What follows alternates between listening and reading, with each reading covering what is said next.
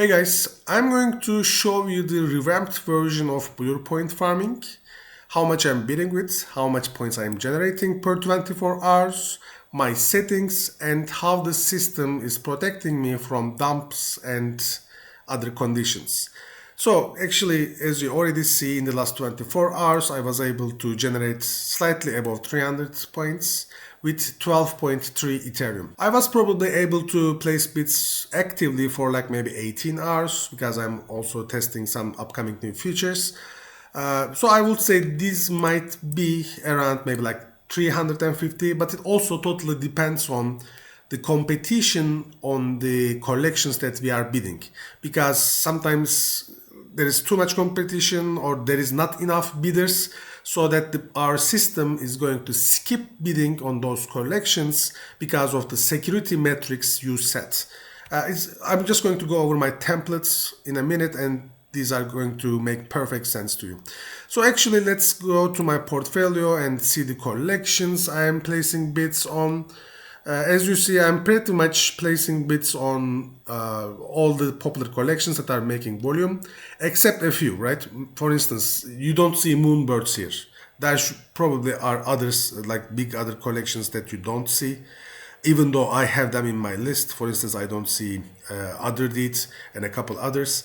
Actually, let's go to my templates, and I'm going to explain you why the system is not placing bids on them or why it canceled the bids.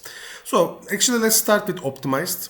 This shows you all the bids that are cancelled or readjusted.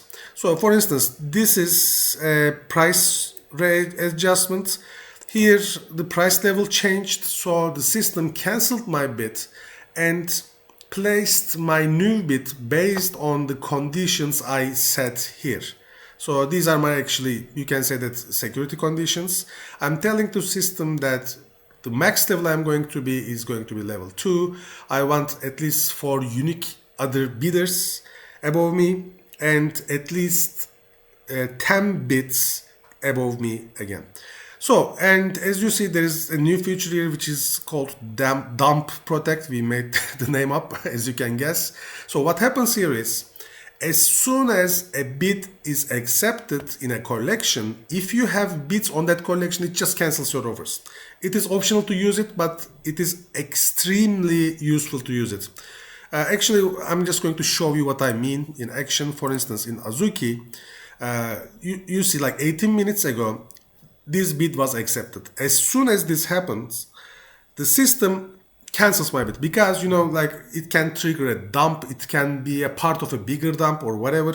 So I'm just telling the system that as soon as a bid is accepted, just for how many seconds it says, 180 seconds, don't place any bids.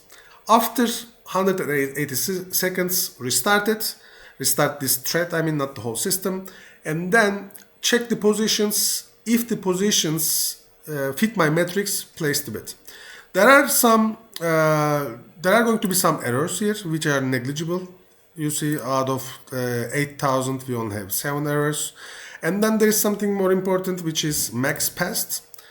So for instance, for Remilio Babies, Clonex, Azuki Elementals, or whatever, for so many collections, you see that the detail price is, what does it say? The detail price is higher than max bid. What it means is, these conditions, the price that you are going to be sending, the bid price that you are going to be sending, is higher than this. So the system doesn't send it. Because I'm also restricting the system, and I'm telling the system to only place bids up to 99% of the collection's floor price. So if, sometimes depending on gas, depending on competition or whatever, bid prices sometimes can be equal to floor price or even higher than the floor price on Blur. So if that's the condition, the system is not going to send any offers. I mean, if you are not worried about it, you can just increase it to 101%, and that's probably going to cover it to a big extent. It's actually pretty straightforward. So I entered a max size of 100. It's just pretty much a generic value. So I'm telling the system to send as many bits as it can. You can restrict it to 5, 3, 10 or whatever. I just want to use all of my blur pool, so I'm entering 100. So if you basically have a couple of hundreds in your pool, couple of hundreds of Ethereums, you would have to enter 1,000 here. My expiry time for my bits is 16 minutes. And in this column, the system shows you the position of my current bit as well as how much my bid price is. I mean, in other words, how much I'm bidding for this particular collection. Even with all these metrics, you are not able to 100% protect yourself. You are still going to buy some NFTs. For instance, the other day there was a huge creep stamp. Maybe like 50 NFTs were sold in a transaction, maybe something, maybe 30, I don't know. But if there are, let's go to creeps and I'm just going to explain it in the collection. It's going to make more sense. For instance, oh no, not this one. Creeps Genesis, it should be. Creeps by Overlord. So let's check the bits. Alright, so right now I'm on the second level and the system is going to cancel my bits as soon as an offer is taken, right? However, if somebody accepts like 40 offers at one go, I'm still somewhat at risk, because then there is no time for the system to cancel the bits, because it's going to take 3 NFTs from here and then the remaining 37 from here. And as far as I know, as far as I heard from Blur Discord, as far as I saw from Blur Discord, this is distributed randomly. So if somebody accepts 30 bits, okay, you see, so for instance, now the bid is accepted, this page doesn't sometimes refresh itself, let's refresh it, oh, my bid is gone, you see? This is what the dump protection does. Now, after 180 seconds of cooldown, the system is going to place a bid again. Anyway, let's go back to topic. So if somebody accepts 30 offers at one go, these two will be accepted, then the remaining 28 will be distributed to this level.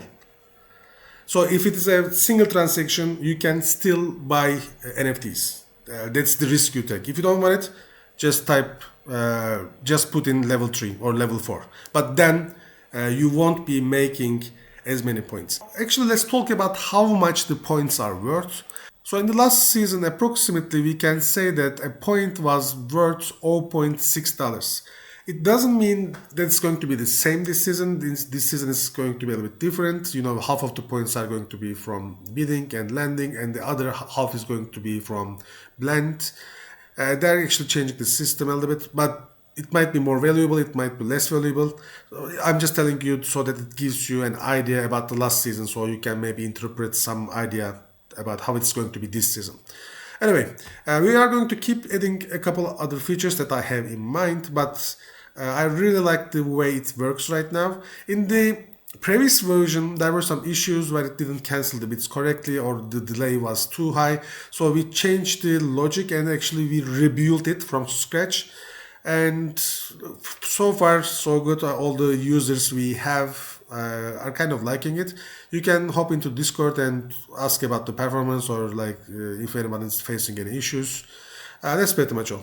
Have a good one. Happy farming, happy flipping. Have a good holiday season.